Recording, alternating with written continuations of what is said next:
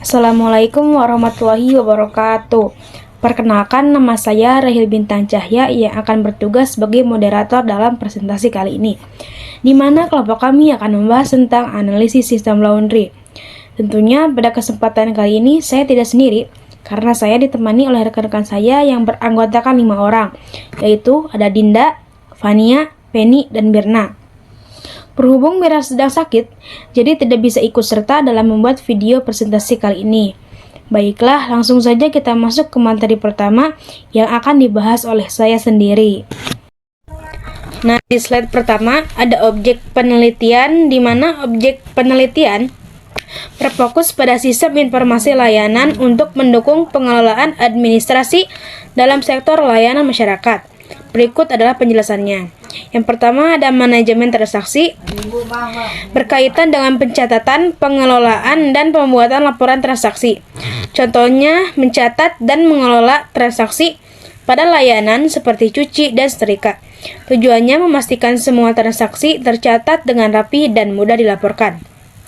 Yang kedua ada manajemen data pengguna, mencakup pengelolaan informasi pengguna seperti pendaftaran pengguna baru dan pembaruan data, termasuk juga pengaturan hak akses pengguna untuk menentukan izin pengguna fitur. Yang ketiga ada pengelolaan layanan, mengelola informasi tentang jenis layanan yang disediakan seperti mencatat jenis layanan, menetapkan harga, dan memantau status layanan. Contohnya mencatat layanan reguler, ekspres, atau layanan tambahan lainnya. Membantu memastikan layanan berjalan dengan lancar dan terstruktur. Selanjutnya ada metode pengumpulan data. Di poin pertama ada observasi, melibatkan pemantauan proses kerja admin dalam pengelolaan data transaksi dan pengguna. Melihat interaksi antara pengguna sistem, misalnya pelanggan, dengan antarmuka yang tersedia. Memahami alur layanan dari pendaftaran hingga penyelesaian transaksi. Yang kedua, ada wawancara, mengidentifikasi kendala utama yang sering dihadapi dalam penggunaan sistem, menentukan kebutuhan fitur tambahan untuk meningkatkan efisiensi, menggali harapan pengguna terkait kecepatan dan akurasi sistem. Selanjutnya ada metode pengembangan sistem. Metode pengembangan sistem ini menggunakan model waterfall, yaitu sebuah metode yang terstruktur dengan tahap-tahapan yang harus dilakukan secara berurutan. Setiap tahap harus selesai sebelum melanjutkan ke tahap berikutnya. Berikut penjelasan setiap tahapnya. Yang pertama ada requirement analysis. Tahap awal ini bertujuan untuk mengidentifikasi kebutuhan sistem. Informasi dikumpulkan melalui observasi dan wawancara dengan pengguna. Hasilnya berupa dokumen kebutuhan sistem yang akan menjadi acuan untuk desain dan pengembangan. Yang kedua ada implementation. Pada tahap ini, pengembang mulai mengubah desain sistem yang sudah dirancang menjadi kode program. Dengan kata lain, sistem mulai dibangun sesuai kebutuhan yang telah didokumentasikan. Yang ketiga ada deployment. Setelah sistem selesai dibuat dan diuji, tahap ini dilakukan untuk mengimplementasikan sistem ke lingkungan kerja pengguna. Sistem mulai digunakan oleh pengguna secara nyata. Yang keempat ada maintenance. Tahap ini bertujuan untuk menjaga perform sistem. Setelah digunakan, pengembangan akan memperbaiki bug yang ditemukan, memantau kinerja sistem, dan menambahkan fitur baru sesuai kebutuhan yang muncul di masa depan. Selanjutnya ada integration and testing. Setelah sistem selesai diimplementasikan, dilakukan pengujian untuk memastikan semua fungsi berjalan sesuai spesifikasi. Pengujian meliputi black box testing. Fokus pada pengujian fungsionalitas sistem berdasarkan masukan dan keluaran. Tidak melihat detail implementasi internal, hanya memeriksa hasil akhir dari fungsi-fungsi sistem. Sistem desain. Pada tahap ini, desain sistem dibuat untuk mendukung visualisasi alur kerja dan hubungan antar komponen sistem. Diagram yang dibuat meliputi flowchart analisis berjalan, menggambarkan proses atau alur sistem saat ini. Selanjutnya ada diagram konteks level 0, menunjukkan gambaran umum sistem termasuk hubungan sistem dengan entitas luar. Selanjutnya ada DVD data flow diagram, menguraikan aliran data di dalam sistem pada level 1 dan level 2 untuk memberikan rincian lebih large. Yang selanjutnya ada IRD, Entity Relationship Diagram, menggambarkan hubungan antara entitas dalam sistem. Selanjutnya ada flowchart berjalan. Sistem informasi pemesanan jasa laundry online berbasis web. Tujuannya yaitu mempermudah proses pemesanan, manajemen transaksi, dan penyampaian saran atau keluhan secara online. Oke, lalu saya akan menjelaskan alur kerjanya. Pertama, customer datang ke laundry. Kedua, admin memberikan informasi layanan yang tersedia di laundry. Ketiga, customer menentukan layanan laundry yang akan dipilih dan menyerahkan cucian. Keempat, admin melakukan penimbangan berat cucian, jenis cucian, dan menghitung biaya serta mencatat transaksi yang dilakukan customer. Kelima, customer membayar biaya laundry berdasarkan berat cucian dan jenis cucian yang dipilih. Yang keenam, admin mencatat data pembayaran yang dilakukan oleh customer. Ketujuh, customer mendapatkan kwitansi pembayaran. Kedelapan, admin memberikan informasi waktu pengembalian. Kesembilan, customer mendapatkan informasi pengambilan laundry. Jika waktu pengambilan sudah sesuai dengan informasi yang diberikan admin, maka customer bisa mengambil laundry. Yang ke-10, jika customer ingin mengambil laundry, maka admin akan melakukan pengecekan data pembayaran yang dilakukan oleh customer tersebut. Apakah sudah lunas atau belum? Yang ke-11, jika customer belum melakukan pembayaran, maka harus melakukan pembayaran terlebih dahulu. Yang ke-12, admin menerima pembayaran dan mencatat pelunasan. Ke-13, member menerima kwitansi pelunasan. Oke, yang terakhir, admin merekap data transaksi, melihat atau mencetak laporan transaksi.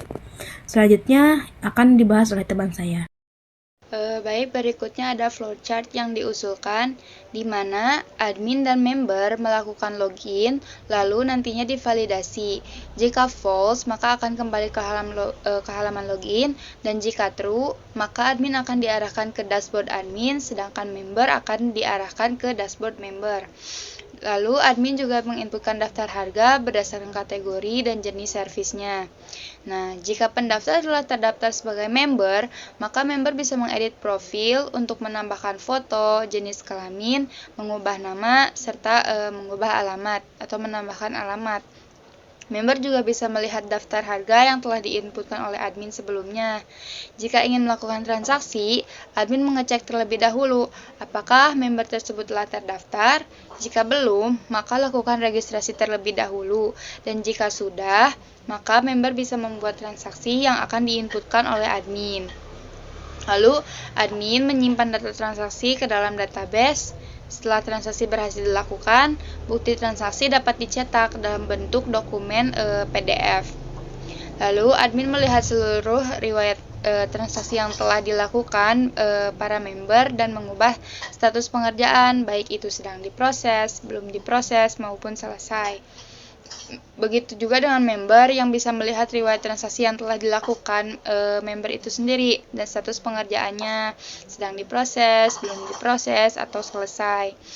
Member juga dapat memberikan saran atau komplain terhadap jasa atau layanan laundry tersebut.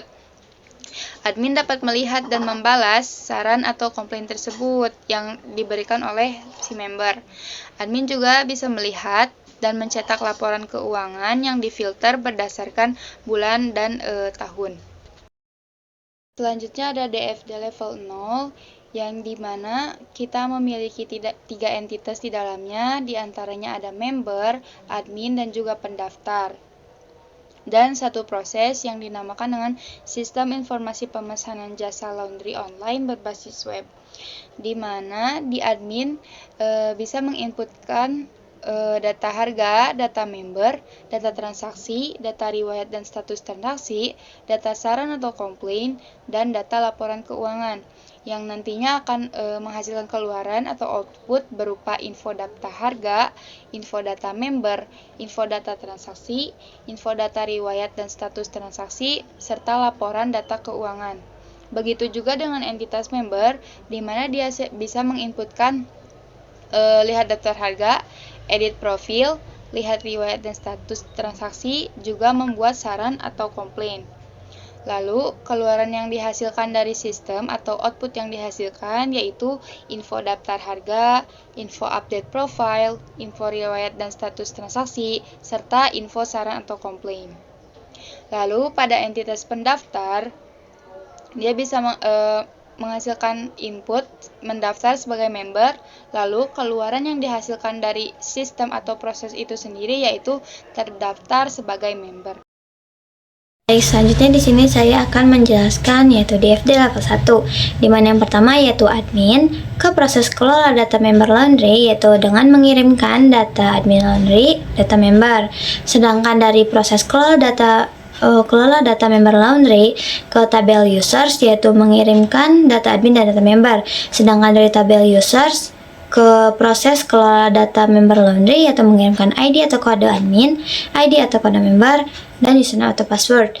Terus dari proses kelola data member laundry ini memberikan keluaran kepada admin, yaitu username dan password. Terus di sini juga admin ke proses kelola data transaksi, yaitu membuat transaksi member.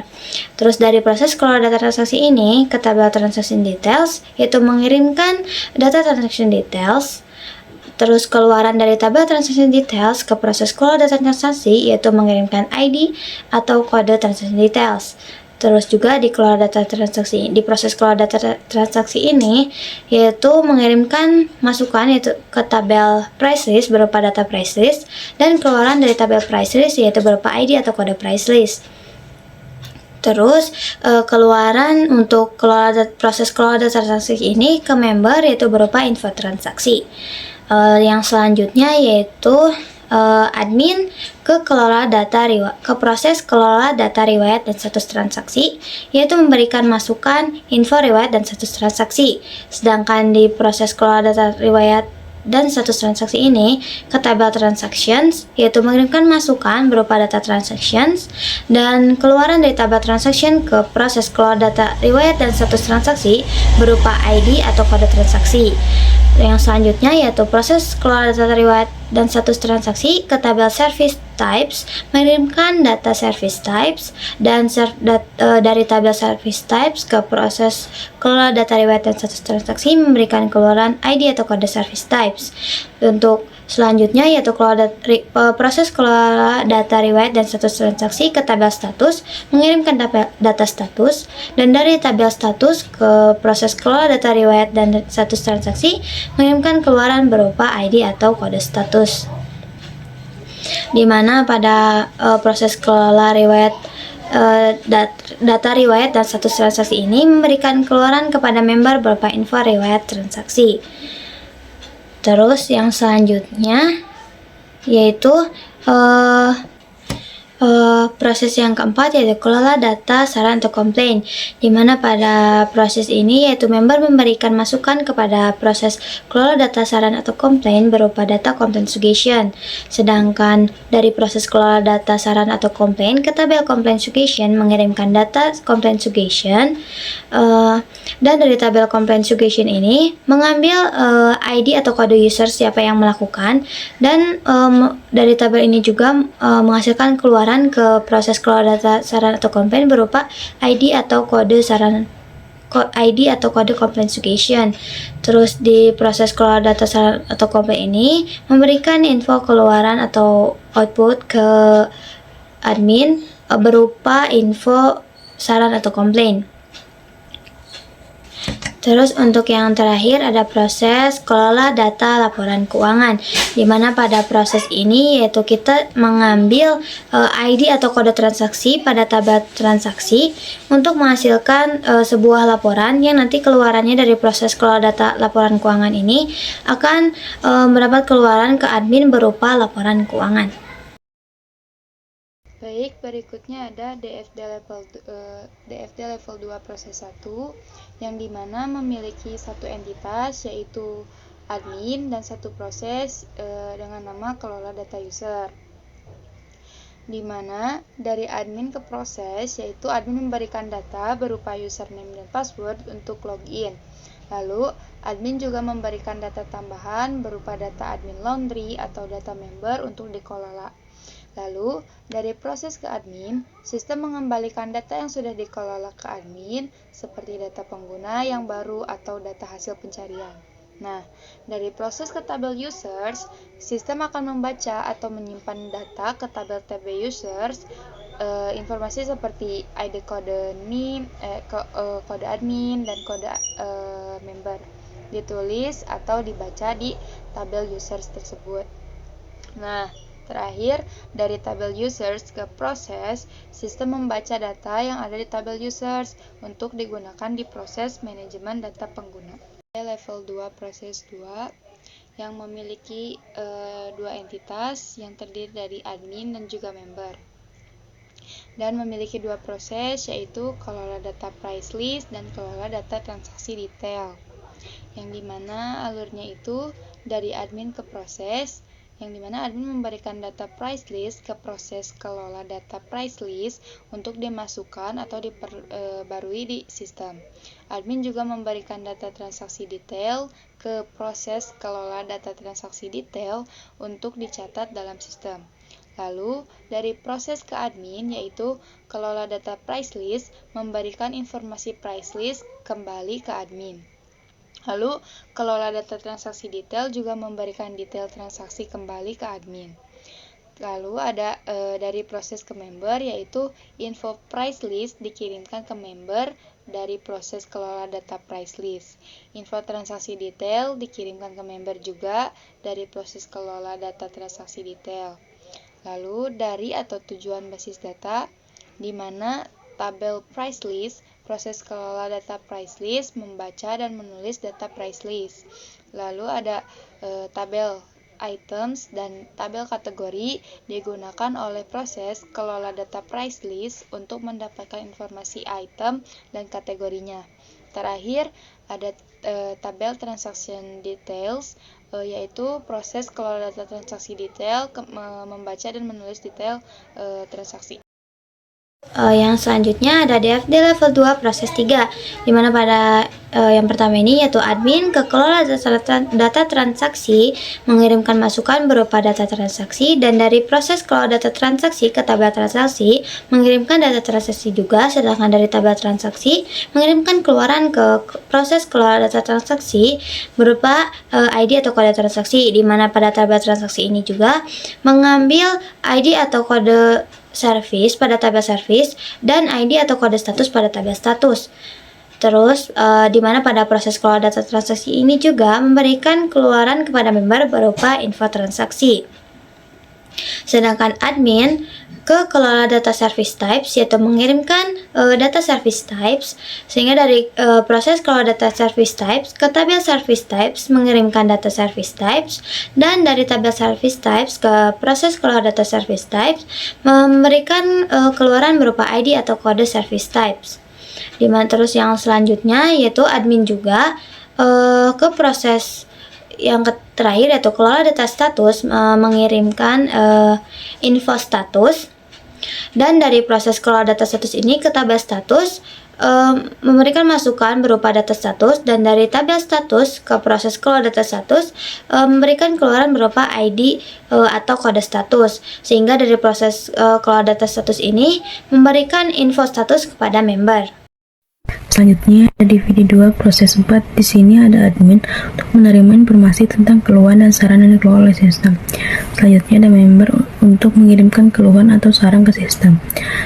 Selanjutnya alur datanya di sini ada member ke proses. Member mengirimkan data, keluhan atau saran ke sistem untuk diproses, dan ada proses ke member. Sistem memberikan informasi balik ke member terkait status atau tanggapan terhadap keluhan atau saran mereka.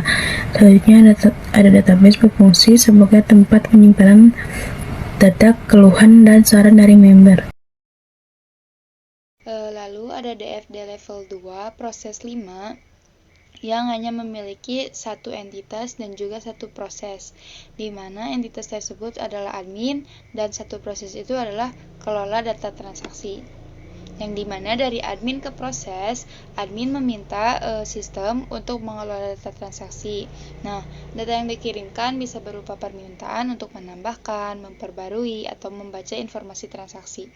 Lalu, dari proses ke admin, proses kelola data transaksi memberikan hasil berupa laporan transaksi kepada admin.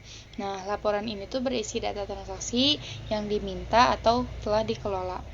Lalu, dari tabel transaction, inputnya itu proses kelola data transaksi itu mengakses tabel TB transaction untuk membaca atau menyimpan data transaksi.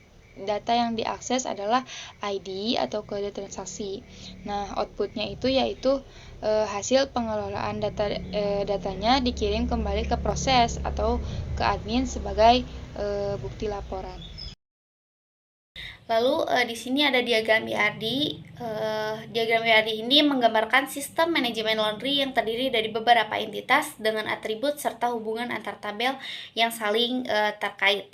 Nah, di sini ada tabel user yang menyimpan data pengguna sistem dengan atribut user ID, name, email, email verified, password, role, dan lain-lain.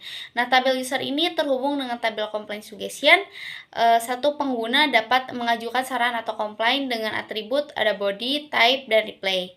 Lalu di sini ada tabel status, yaitu menyimpan daftar status yang digunakan dalam proses transaksi, seperti diproses, selesai, atau dibatalkan. Lalu tabel ini terhubung dengan tabel transaction, yang dimana setiap transaksi memiliki status yang menunjukkan tahapannya. Lalu tabel transaction ini yaitu tabel utama yang mencatat detail transaksi termasuk transaction ID, status ID, service type ID, admin ID, member ID, finish date, dan lain-lain. Nah, transaksi ini berisi rincian lebih detail dalam tabel transaction details yang mencatat item-item tertentu dengan atribut transaction ID, price list, quantity, price, subtotal. Nah, keterhubungan antara tabel transaction dan tabel transaction details menunjukkan bahwa satu transaksi bisa mencakup banyak rincian barang. Lalu, sistem juga mengelola layanan dan harga melalui tabel service types, tabel service, dan tabel price list. Tabel service type ini menyimpan jenis layanan yang ditawarkan seperti service type, name, description, dan cost. Nah, tabel ini berhubungan dengan tabel service yang menyimpan nama layanan yang digunakan dalam daftar harga di tabel price list. Daftar harga ini mencakup kombinasi kategori barang dari tabel kategoris dan layanan tertentu. Kategori barang seperti pakaian, spray, atau handuk dikelompokkan dalam tabel kategoris dan dihubungkan dengan tabel price list untuk menentukan harga berdasarkan kategori dan jenis layanannya. Lalu di sini ada tabel item, yaitu untuk menyimpan informasi jenis barang yang digunakan dalam transaksi seperti jenis pakaian atau item lain. Nah, di sini ada tabel item terhubung dengan tabel transaction details yang menyusun rincian barang dalam suatu transaksi. Nah, hubungan ini menunjukkan bahwa setiap item dalam transaksi dapat dikategorikan berdasarkan jenisnya. Terima kasih. Lalu berikutnya ada normalisasi form atau first normalisasi form. Nah, dari tabel ini sudah termasuk ke dalam first normal form karena data terdetailnya tidak ada repeating group, di mana setiap kolomnya itu cuma berisi satu nilai atau atomic value, di mana tidak ada grup data berulang dalam satu kolom. Contohnya kayak tabel users memiliki kolom phone number, di mana setiap penggunanya itu cuma memiliki satu nomor telepon. Terus setiap barisnya itu unik. Jadi setiap tabel memiliki primary key yang unik. Contohnya kayak users ID, transaction ID, dan transaction detail ID yang membedakan setiap baris datanya. Lalu ada tabel dipisah sesuai kategori data, di mana data tentang pengguna, transaksi, dan detail transaksinya itu dipisahkan dalam tabel yang berbeda, sehingga setiap tabel cuma nyimpen data yang relevan. Baik, yang selanjutnya ada normalisasi form untuk second normal form dan third normal form, di mana bisa kita lihat pada tampilan di sini, yaitu kita pecah menjadi beberapa tabel. Untuk yang pertama yaitu ada tabel users, di mana yaitu terdiri dari users ID sebagai primary key, ada name, email, password, role, gender, address, phone number, dan profile pictures, di mana pada tabel ini yaitu berisikan data-data users. Terus yang selanjutnya yaitu ada tabel transactions, di mana pada tabel ini berisikan ada transaction ID sebagai primary key, ada status ID, service ID, admin ID, member ID, service cost, dan total, yaitu di mana pada tabel transaksi ini mengambil data dari tabel users, yaitu di mana ID usersnya dipakai untuk admin ID dan member ID yang dibedakan berdasarkan role. Terus tabel transaction ini juga mengambil status ID pada tabel status, mengambil ID-nya sebagai foreign key, dan juga tabel transaksi ini mengambil service type ID sebagai foreign key untuk di tabel transaksi. Terus yang selanjutnya yaitu ada tabel transaction details, di mana pada tabel ini juga mengambil transaction ID sebagai foreign key untuk di tabel transaction details. Yaitu untuk yang slide selanjutnya ada lanjutan dari tabel yang sebelumnya, yaitu ada tabel transaction details, di mana pada tabel ini juga mengambil price list ID sebagai foreign key di tabel price list.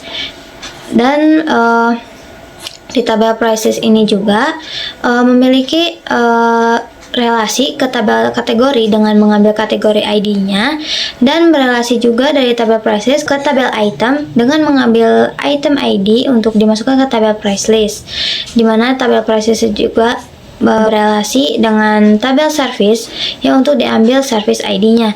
Jadi di mana pada normalisasi form ini yang sebelumnya terdapat ID untuk setiap primary key yang terjadi 2 kali inputan atau 3 kali inputkan secara berurut, dipersingkat menjadi, misalnya contoh di tabel service ini hanya menjadi dua isian saja. Yang pertama yaitu untuk service ID 1 yaitu cuci, dan service ID 2 yaitu setrika. Untuk yang selanjutnya, karena tabel users tadi ada di paling slide sebelum-sebelumnya, di sini kita tampilkan lagi tabel users, di mana pada tabel ini mengambil users ID sebagai foreign key untuk di tabel complaint suggestion. Yaitu kenapa kita mengambil users ID-nya? Jadi kita bisa mengetahui user mana sih yang memberikan komplain atau saran terhadap jasa atau layanan yang kita punya. Cukup sekian materi yang dapat saya sampaikan. Terima kasih. Lalu di sini ada black box. Nah, pengujian yang pertama yaitu deskripsi admin memiliki hak untuk pengolahan data daftar harga. Lalu prosedur pengujiannya yaitu input dan update data daftar harga, lalu masukkan semua teks di form daftar harga diisi. Lalu keluaran yang diharapkan yaitu daftar harga dapat terinput dan tersimpan di tabel price list. Lalu kriteria evaluasi hasil, data yang diinputkan tersimpan di tabel price list. Lalu hasil yang didapat yaitu data yang diinputkan tersimpan di tabel price list dan kesimpulannya diterima. Lalu masukkan beberapa isian di form daftar harga dikosongkan. Lalu keluaran yang diharapkan yaitu muncul message box yang berisi peringatan. Nah, kriteria evaluasi hasil muncul pesan error dan data tidak tersimpan di tabel price list. Lalu hasil yang didapat yaitu message box muncul pesan error bahwa field tersebut harus diisi dan data tidak tersimpan di tabel price list, dan kesimpulannya yaitu tidak diterima. Lalu di sini ada masukan update harga berdasarkan ID atau kode barang yang dipilih. Nah, keluaran yang diharapkan si harga terupdate dan tampilan harga berubah. Lalu kriteria evaluasi hasil yaitu data harga hasil terupdate. Lalu hasil yang didapat yaitu data harga berhasil terupdate dan kesimpulannya yaitu diterima. Pengujian yang kedua yaitu deskripsi admin memiliki hak untuk pengolahan data item. Lalu prosedur pengujiannya yaitu menginputkan data item, lalu masukkan semua teks di form item diisi.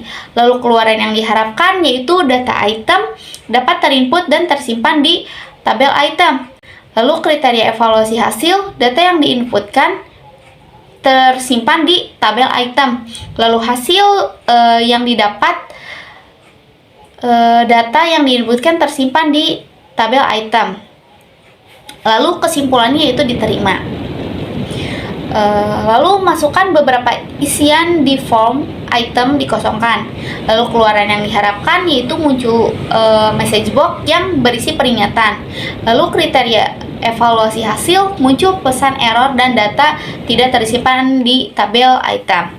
Lalu hasil yang didapat yaitu message box, muncul pesan error bahwa field tersebut harus diisi dan data tidak tersimpan di tabel item.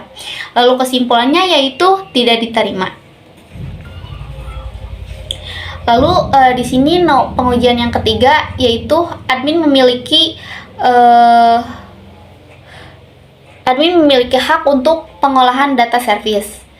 Lalu prosedur pengujian menginputkan data service. Nah, masukkan semua teks di form service diisi. Lalu keluaran yang diharapkan yaitu si data service dapat terinput dan tersimpan di tabel service. Lalu kriteria evaluasi hasil, data yang diinputkan tersimpan di tabel service. Lalu hasil yang didapat yaitu data yang diinput tersimpan di tabel service. Lalu kesimpulannya yaitu diterima. Lalu di sini masukkan beberapa isian di form service dikosongkan. Lalu keluaran yang diharapkan muncul message box yang berisi peringatan. Nah, kriteria evaluasi hasil, muncul pesan error dan data tidak tersimpan di hasil yang didapat yaitu message box, muncul pesan error bahwa field tersebut harus diisi dan data tidak tersimpan di tabel service. Lalu kesimpulannya yaitu tidak diterima. Pengujian yang keempat yaitu deskripsi admin yang menginputkan transaksi yang dilakukan oleh si member. Lalu prosedur pengujiannya yaitu menginputkan data transaksi, masukkan semua teks di form transaksi diisi. Lalu keluaran yang diharapkan yaitu data transaksi dapat terinput dan tersimpan di tabel transaction. Lalu kriteria evaluasi hasil, data yang diinputkan tersimpan di tabel transaction. Lalu hasil yang didapat yaitu data yang diinput tersimpan di tabel transaction. Lalu kesimpulannya yaitu diterima. Lalu masukkan beberapa isian di form transaksi dikosongkan. Lalu keluaran yang diharapkan yaitu muncul message box yang berisi peringatan. Lalu kriteria evaluasi hasil yaitu muncul pesan error dan data tidak tersimpan di tabel transaction.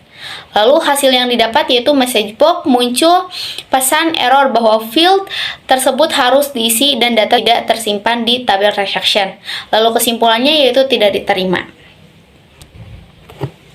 Lalu pengujian yang kelima, deskripsi admin melihat riwayat transaksi, mengubah status pengerjaan, dan cetak transaksi.